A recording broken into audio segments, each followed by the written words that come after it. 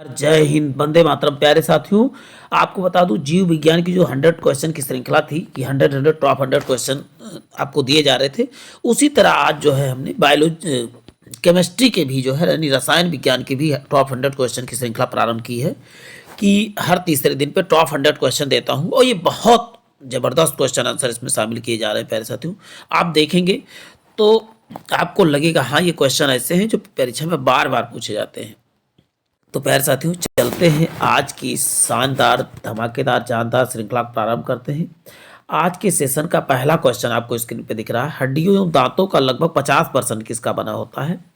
तो calcium phosphate का। हड्डियां तथा दांत किसके? 50% से अधिक हड्डियां तथा दांत में कैल्शियम फॉस्फेट पाया जाता है। वो ऑक्सीजन और ओजोन क्या है? तो ऑक्सीजन ओजोन क्या है? तो एलोट्रॉप्स हैं। एलोट्रॉप्स में अपर रूप है ऑक्सीजन। ऑक्सीजन और ओजोन किसके? ऑक्सीजन ओजोन का क्या है तो बताओ एलोट्रॉप। ओजोन का सूत्र क्या होता है? O3। और ऑक्सीजन का तो आप वो सिंबल जानते हो, O2 होता है, तो बिजली याद कर सकते हो। कौन सी गैस पायरेगैलोल के क्षारीय बेलन से गुजरने पर बादामी घोल बनाती है? तो आप बताओगे ऑक्सीजन जो है पायरोगेलोल के क्षारीय बेलन से गुजरने पर कैसा बादामी घोल बनाती है। मानव के अस्थि में कौन सा मुख्य तत्व है? तो आप बताओगे फास्फोरस पाया जाता है और कैल्शियम फास्फेट दोनों कह सकते हो आप, लेकिन यहाँ फास्फोरस आपको याद कर रखना। एक शुष्क सेल किसका इलेक्ट्रोलाइट की तरह इस्तेमाल होता है? किसके इलेक्ट्रोलाइट की तरह? तो आप बताओगे मैग्नीशियम क्लोराइड तथा जिंक क्लोराइड के की जो है इलेक्ट्रोलाइट की तरह जो है व्यवहार करता है। नेक्स्ट है तनुगंधक अम्ल की जस्ते के साथ प्रतिक्रिया के परिणाम स्वरूप उत्पन्न होता है। तो आप बताओगे हाइड्रोजन। क्या उत्पन्न होता है? बताओ हाइड्रोजन। अश्रु गैस है तो बताओगे अमोनिया गैस क्या है? एक प्रकार का अश्रु गैस है। अमोनिया क्या है? एक प्रकार का अश्रु गैस है। और क्लोरोपिक्रिन भी एक प्रकार का अश्रु गैस है। जल में आसानी से घुलनशील है, तो इसका उत्तर बताएंगे यानी अमोनिया। अमोनिया का क्या सूत्र होता है? तो NH3 होता है अमोनिया का सूत्र। एक अज्ञात गैस जो जल में शीघ्रता से घुल जाती है, गैस युक्त जलीय घोल में लाल लिटमस नीला कर देता है किया जाता है। यह गैस हाइड्रोजन क्लोराइड के साथ सफ़ेद धूम्र भी यह एक अज्ञात गैस है। तो आप बताओगे कौन सा अज्ञात गैस है इसमें से? तो आप बताओ NH3 यानी अमोनिया जो है किसके साथ जल में अभी कहा आसानी से घुल जाती है और गैस युक्त जलीय घोल को लाल लिटमस को क्या कर देती है? लीला कर देती है, छलानी। ये एक प्रकार का क्षारीय होता है, ये चीज़ याद कर लेना है। युद्ध में धुएं का पर्दा बनाने के लिए किसका प्रयोग किया जाता है? तो बताओ PH3 का प्रयोग किया जाता है। अमोनिया अमोनिया का एक गुण कौन सा है? एक जलीय विलयन को लाल लिटमस को नीला कर देता है, क्योंकि ये क्षार है, छलानी याद कर लेना है आपको। क्या करता है? ये लाल लिटमस को नीला कर देता है। वायु किसकी अधिकता होने से पेड़ों में की पत्तियां काली होकर गिर जाती है? किसकी अधिकता होने पर? तो सल्फर डाइऑक्साइड की अधिकता होने पर।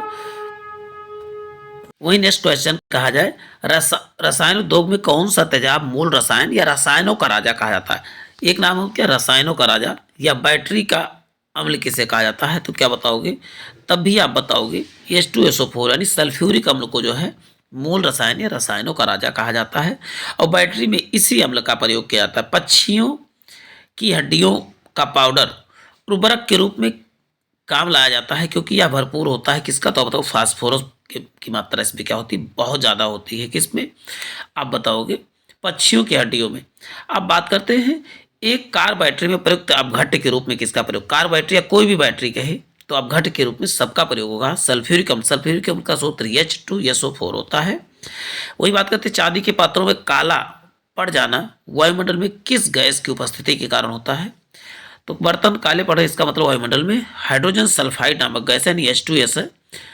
और नेक्स्ट क्वेश्चन देखते हैं प्यारे साथियों। नेक्स्ट है पीतल के बर्तन की कलई करते समय गर्म बर्तन की सफाई के लिए प्रयोग किए जाने वाले अमोनियम क्लोराइड चूर्ण से निकलने वाला धुआं क्या है? तो बताओगी अमोनिया और हाइड्रोक्लोरिक एसिड है। क्या? अमोनिया और हाइड्रोक्लोरिक एसिड। घरेलू परिस्थिति में सामान्य कौन सा परिस्थिति प्रयोग में लाए जाते हैं?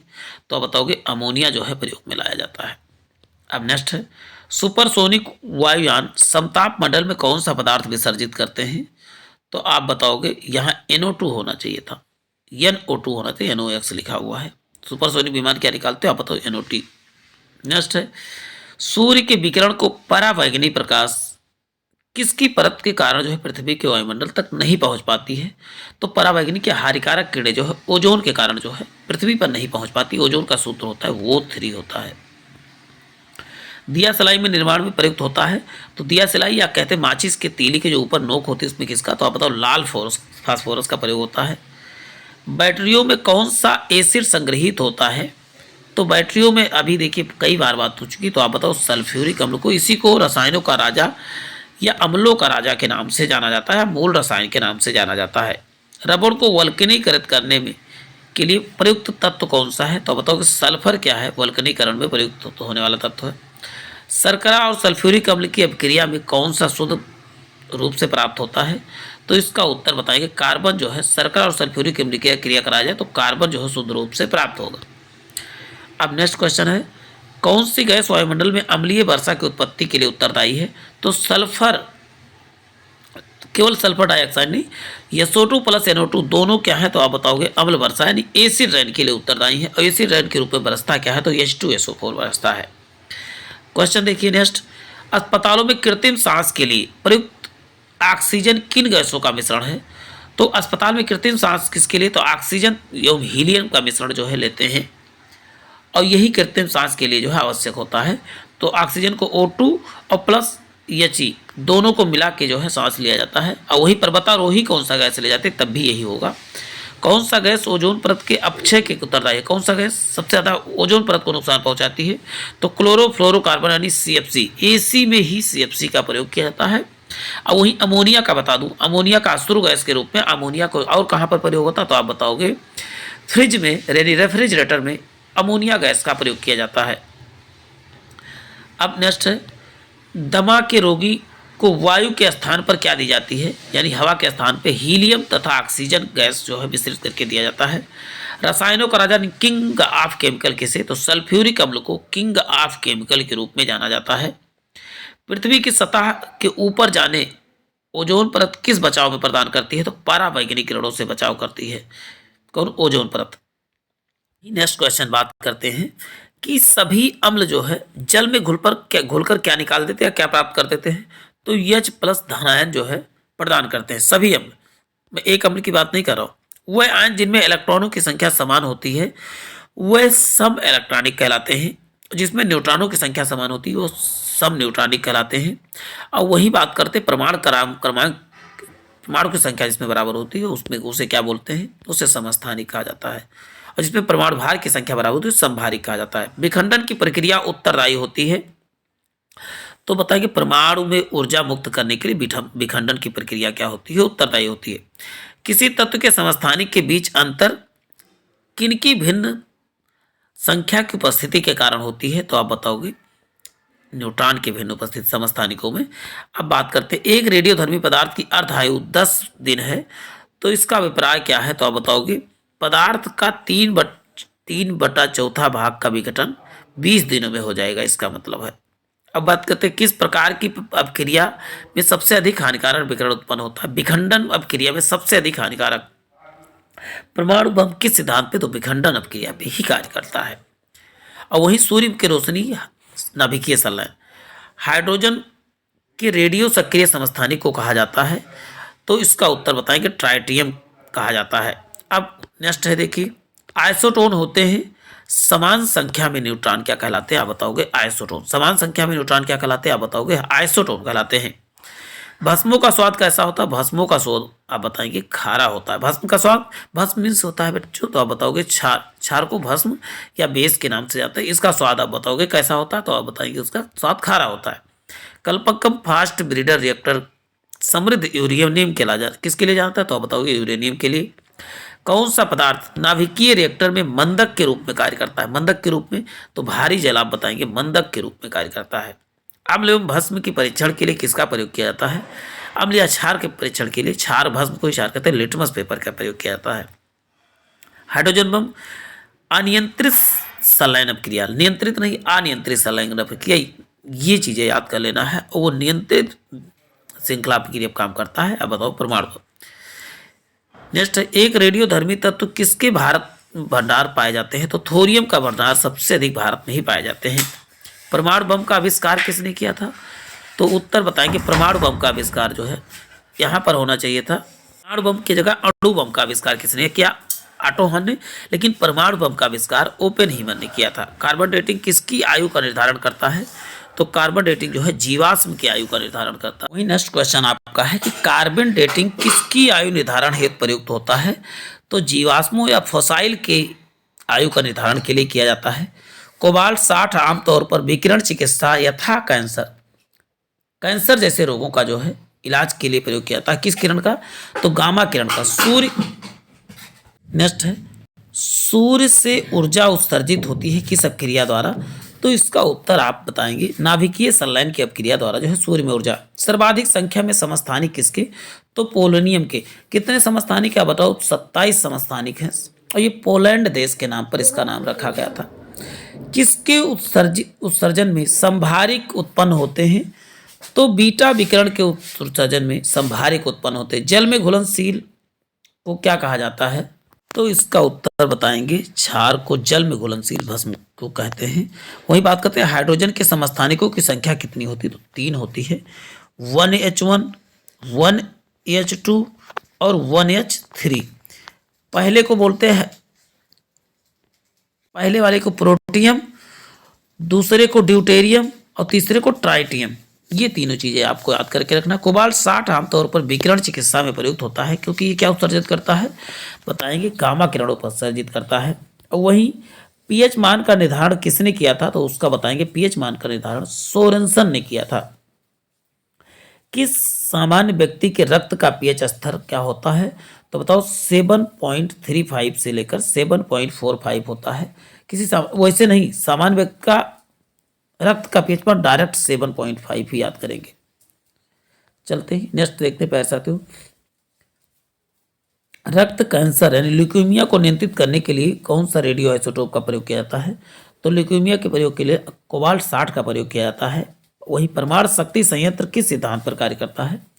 तो विखंडन सिद्धांत पर कार्य करता है। अम्ल वह पदार्थ जो क्या करता है? प्रोटॉन को निकालता है। क्या निकालता है? प्रोटॉन निकालता है। किसी परमाणु के नाभिक का आइसोटोप वह नाभिक है जिसमें क्या प्रोटॉनों की संख्या वही होती है किंतु न्यूट्रॉनों की संख्या क्या होती है? भिन्न।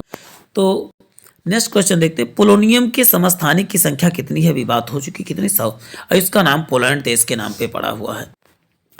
क्वेश्चन है, सुरक्षा की दृष्टि से खाना पकाने के एलपीजी सिलेंडर में कौन सी गैस गंध के लिए मिलाई जाती है? तो एथाइल मर्केप्टाइन गैस जो है इसमें मिलाई जाती है गंध उत्पन्न करने के लिए। किस लवण का जलीय विलयन लाल लिटमस को नीला कर देता है? तो आप बताओगे Na2CO3 यानी सोडियम कार्बोनेट जो है जलीय विलयन को लाल लिटमस को क्या कर देता है? नीला कर देता है। इसका मतलब ये क्या है? क्षार है। ये चीजें याद करके रखना है एक एक चीज। पीएच मूल्यांक क्या दर्शाता है? यानी पीएच, तो इसका उत्तर किसी घोल का अम्लीय है या क्षारीय है इसको दर्शाता है कौन? पीएच पैमाना। स्थिर ताप पर किसी गैस का आयतन कम करने पर उसका दाब क्या हो जाता है? तो बताओ बढ़ जाता है। दाब कैसा होता है? बढ़ जाता है। गैसों का विसरण का नियम किसने दिया था? तो बताओगे ग्राहम बेल ने। गा से ग्राहम बेल, गास से गैसों के विसरण को नियम को इन्होंने प्रतिपादित किया था। H2O और जलीय NaOH से भरी परख नलियों के विलयनों में विभेद किया जा सकता है। तो बताओ लाल लिटमस द्वारा जो है विभेद किया जा सकता है। गोबर गैस मुख्यतः होता है, आप बताओगे किसका? तो बताओ मुख्यतः मेथेन। गोबर गैस क्या होता है? बताओ मेथेन होता है। वह पदार्थ जो जलकर उष्मा प्रदान करते हैं क्या कहलाते हैं? तो इसका उत्तर बताएंगे ईंधन कहलाते हैं। जलकर उष्मा प्रदान करते हैं, आप बताओगे ईंधन कहलाते हैं। आदर्श गैस की ऊर्जा निर्भर करती है किस पर? तो मोलों की संख्या पर जो आदर्श गैस की संख्या निर्भर करती है। वायु से हल्की गैस कौन सी है? तो अमोनिया क्या है? तो बताओगे वायु से हल्की गैस कौन सी? तो अमोनिया है। परम ताप का मान कितना होता है? -273। यहाँ -273 डिग्री सेल्सियस। 200 जीरो हाथ से कर, जीरो ऊपर लगना चाहिए तो नीचे लग गया है। जो लवण अम्लीय हाइड्रोजन परमाणु का या हाइड्रोक्सिल आयन से मुक्त रहते हैं क्या कहलाते हैं? तो सामान्य लवण कहलाते हैं। क्या कहा जाता है? जो लवण अम्लीय हाइड्रोजन परमाणु या हाइड्रोक्सिक आयन से मुक्त रहते वो क्या कहलाएंगे? तो सामान्य लवण कहलाते हैं। एलपीजी का पूरा नाम लिक्विफाइड पेट्रोलियम गैस है। लिक्विफाइड पेट्रोलियम गैस भिन्न भिन्न नियत तापों पर गैसों के आयतन का दाब आचरण को दर्शाने के लिए आरेखित चक्र रेखा क्या कहलाती है? तो आप बताओगे आइसोथर्मल रेखा कहलाती है। क्या? आइसोथर्मल। किसी गैस का अणुभार उसके वाष्प घनत्व का कितना होता है? तो आप बताओगे वाष्प घनत्व का 2 गुना होता है। अमोनियम क्लोराइड का जलीय विलयन कैसा होता है? तो जलीय विलयन आप बताओगे क्षारीय। कैसा होता है? आप बताओगे क्षारीय।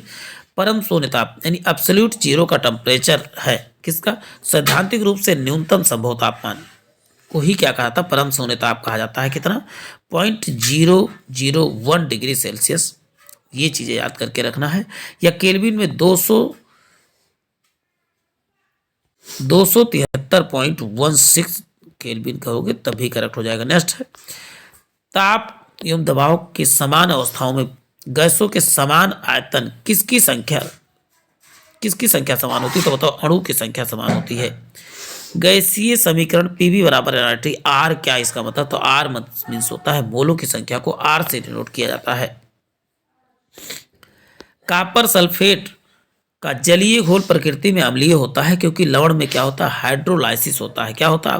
एक एक चीज आपके इसमें क्वेश्चन के आंसर ऐसे हैं कि बार बार पूछे गए प्यारे साथियों, तो इनको बहुत ध्यानपूर्वक इस पूरे वीडियोज को देखना है। अभी भी आपको कुछ क्वेश्चन और मिलेंगे।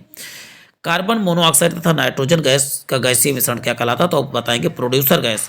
वहीं इसके साथ जब भी हाइड्रोजन मिला दिया जाए कार्बन मोनोऑक्साइड के तो बनता है तो जल गैस या भाप अंबार गैस के नाम से जाना जाता है। समान ताप और दाब में गैसों के समान आयतनों के अणुओं की संख्या समान होती है या किस नियम पर आधारित है? तो आप बताओगे आवोगाद्रो की परिकल्पना पर आधारित है। आवोगाद्रो। H2CO3 कैसा लवण है? तो H2CO3 आप बताएंगे ये एक प्रकार का अम्लीय लवण है। जल का सामान्य लवण यानी कॉमन साल्ट के घोल को क्या कहा जाता है? सोडियम के धनायन तथा क्लोरीन के ऋण आयन का आयन दोनों मिलते हैं तभी क्या बनता है? सामान्य लवण बनता है, नमक बनता है। कौन सा ईंधन न्यूनतम पर्यावरण प्रदूषण के लिए उत्पन्न न्यूनतम पर्यावरण तो आप बताओगे हाइड्रोजन। सभी गैसें शून्य आयतन प्राप्त करती हैं जब तापक्रम कितना हो? -273 डिग्री सेल्सियस। तो यहाँ zero consider -273 degree Celsius. 273 degree Celsius न्यूनतम संभव तापमान है। दूध का पीएच मान आप बताओगे 6.6 होता है और मूत्र का पीएच मान भी लगभग 6 या 6.4 तक होता है। आप चलते हैं नेक्स्ट क्वेश्चन देखते हैं। नेक्स्ट क्वेश्चन है न्यूट्रॉन की खोज किसने किया था? तो आप बताओगे चैडविक ने। अब इसका इजीली आप सब हो सकता जानते हो। ईंट पर नाचे तो क्या कहे? ई से इलेक्ट्रॉन, टा से टॉमसन, पा से प्रोटॉन और रा से रदरफोर्ड, ना से न्यूट्रॉन और चा से चैडविक। तो ऐसे इसके खोज करता तथा उनके जो है मूल कण के नाम। मूल कणों की संख्या कितनी? 3 होती है। वह वैज्ञानिक इसमें परमाणु सिद्धांत की खोज किया था। परमाणु सिद्धांत किसने दिया था? बताओ जॉन डाल्टन ने दिया। परमाणु भार का अंतरराष्ट्रीय मात्रक क्या है? परमाणु भार को कैसे नापा जाता था? बताओगे कार्बन 12 के द्वारा मापा जाता है। न्यूक्लियस की द्रव्यमान संख्या कितनी होती है? तो सदा उसके परमाणु क्रमांक से क्या होती है? अधिक होती है। परमाणु क्रमांक से सदैव अधिक होती है न्यूक्लियस की द्रव्यमान संख्या। अब द्रव्यमान संख्या क्या होता है? जैसे आपने देखा हीलियम का परमाणु क्रमांक 2 होता है और परमाणु भार इसका क्या होता है? 4। तो यही क्या है? द्रव्यमान संख्या, परमाणु भार इसी को कहा जाता है। अब कहा जाता है एक इलेक्ट्रॉन पर कितना आवेश होता है? तो -0.16 × 10⁻⁻19 जो है कूलाम होता है। सी सेल्सियस तो यहाँ कूलाम है। इलेक्ट्रॉन की खोज किसने किया? तो इलेक्ट्रॉन की खोज थॉमसन ने। किसी तत्व के रासायनिक गुण को कौन तय करता है? तो आप बताओगे ये रासायनिक गुण यहाँ इलेक्ट्रॉनों की संख्या ना हो कि यहाँ प्रोटॉनों की संख्या जो है रासायनिक गुण को निर्भर करता है। इलेक्ट्रॉनों की संख्या काट के प्रोटॉनों की संख्या याद करें। रासायनिक तत्व के अणु के संदर्भ में चुंबकीय क्वांटम संख्या का संबंध किससे है? तो चुंबकीय क्वांटम संख्या का संबंध चक्रण से है। जब एक यौगिक है क्योंकि जल एक यौगिक है क्योंकि यह रासायनिक बंधों से जुड़े 2 भिन्न तत्व जुड़े होते हैं। जैसे आप जानते हैं ये हाइड्रोजन और ऑक्सीजन से जुड़ता है। 2 हाइड्रोजन तथा 1 ऑक्सीजन जब जुड़ते हैं तो क्या बन जाता है? जल बनता है। किसी परमाणु के रासायनिक व्यवहार निर्भर करते हैं। किस पर निर्भर करते हैं? तो न्यूक्लियस के इर्द गिर्द घूम रहे इलेक्ट्रॉनों की संख्या पर जो रासायनिक व्यवहार निर्भर करते हैं। अमोनिया है तो अब एक प्रकार का रासायनिक यौगिक क्योंकि इसका सूत्र क्या होता है? NH3 होता है। मतलब नाइट्रोजन और हाइड्रोजन के 3 अणु मिलके क्या बनते हैं? तो बताओगे अमोनिया। अमोनिया को जो है अश्रु गैस के नाम से जाना जाता है। व्यंजक चूड़ या इसी को ब्लीचिंग पाउडर तो इसे क्या है? तो बताओ यौगिक है। इसका सूत्र क्या होता है? तो आप बताओगे CaOCl2 होता है। अब इसका निर्माण कैसे होता है? जब बुझे हुए चूने में क्लोरीन मिलाते हैं तो विरंजक जोड़ का निर्माण होता है। परमाणु के नाभिक में कौन से कण उपस्थित होते हैं? तो नाभिक में प्रोटॉन एवं न्यूट्रॉन उपस्थित होते हैं। नेक्स्ट, एक भारतीय वैज्ञानिक जिसका नाम जो है विशिष्ट मूल कण के साथ जुड़ा हुआ है, तो बताओ सत्येंद्र नाथ बोस। इन्होंने ही कौन से कण की खोज की थी? अब बताओ बॉस आइंस्टीन कंडेंसेट, यानी BIC के नाम से बॉस आइंस्टीन कंडेंसेट की खोज, यानी पदार्थ की पांचवी अवस्था खोज किसने किया था? तो बताओ सत्येंद्र नाथ बोस ने किया था। एक ही प्रकार के परमाणु किसमें मिलते हैं? प्राकृतिक तत्वों में एक ही प्रकार के परमाणु तत्व मिलते हैं। प्रोटॉन की खोज किसने किया? तो गोल्डस्टीन और रदरफोर्ड दोनों का योगदान रहा है। वायु क्या है? तो एक प्रकार का मिश्रण, क्योंकि इसका सूत्र नहीं होता ना तो सिंबल होता है। बारूद भी क्या है? तो बताओगे एक प्रकार का मिश्रण है, इसका भी कोई सूत्र। हीरा क्या है? हीरा एक प्रकार का क्या है? तत्व है। और हीरा आप बताओ तो कार्बन का शुद्धतम अपरूप है। दुनिया का सबसे कठोर पदार्थ भी हीरा ही है। कौन सा इलेक्ट्रॉनिक संरूपण धातु तत्व के लिए है? 282। अब ये चीजें अभी आप वीडियो में कैसे किनका इलेक्ट्रॉनिक क्या है तो आप बताओगे 2 8 10 10 20, यानी 20 क्या है तो आप बताओगे कैल्शियम है। कैल्शियम क्या है तो आप बताओगे एक प्रकार का तत्व है। आपको बता दूं, जिनके बाहरी कक्षा में 1 से लेकर 4 इलेक्ट्रॉन, 1 से लेकर 3 इलेक्ट्रॉन होते हैं, वो सभी क्या होते हैं? धातु होते हैं। इसमें इस बाहरी कक्षा में कितने इलेक्ट्रॉन है? बताओ 2 हैं। तो ये क्या होगा आप बताओगे?